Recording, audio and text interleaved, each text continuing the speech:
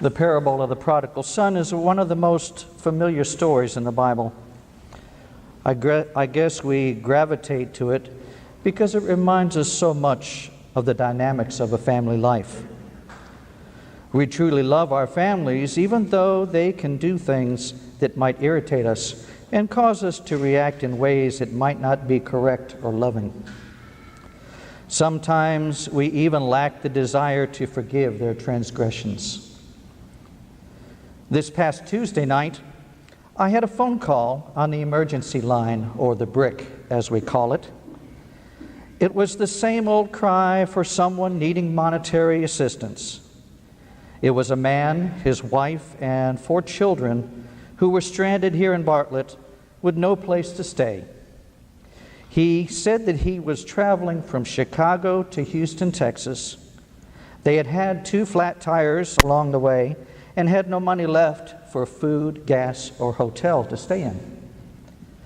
He and his family were hanging out at the Walmart and were told to move on by the local police department. They had no place to go.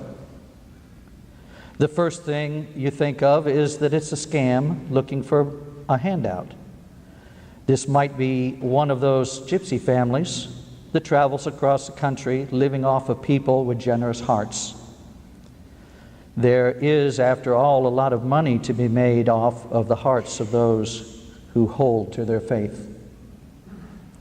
Not wanting to encounter the situation in the late evening or on the streets, I asked them to come into the office in the morning and that we could talk.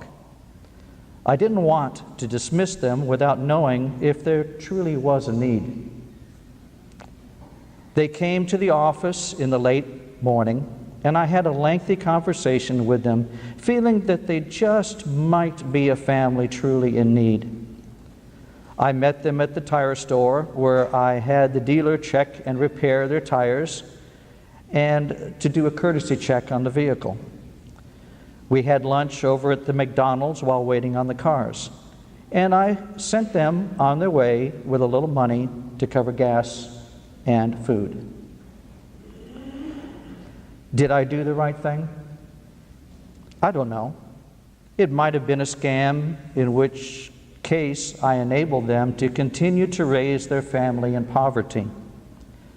For all I know, they may have had a mansion on the hill somewhere with a place to hide their dilapidated van with the old set of tires. All I know is that I was called to forgive whatever transgressions they might have had, which might have led them to the horrific state that they seemed to be in. I was willing to kill the fatted calf, as it were, to help them in their need to get home.